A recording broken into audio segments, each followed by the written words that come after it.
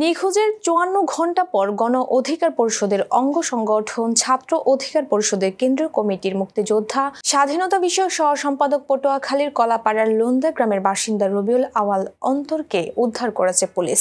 রবিবার সকাল ৬:৩০টায় ঢাকার কামরাঙ্গীরচর এলাকার আশরাফাবাদ নবীনগর এলাকায় একটি বসতঘর থেকে তাকে অক্ষত অবস্থায় উদ্ধার করা হয়।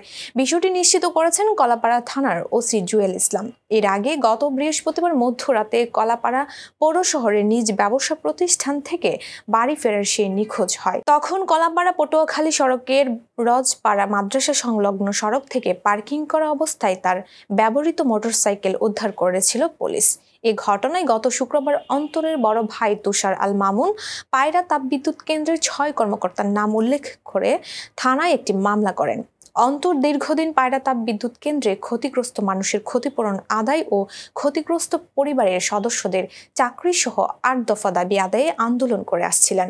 কলাপাড়া থানার ওসি জুয়েল ইসলাম বলেন, পটুয়াখালী পুলিশ সুপার সাংবাদিক সম্মেলনের মাধ্যমে এই বিষয়ে বিস্তারিত ব্রিফ করবেন বলে জানান তিনি।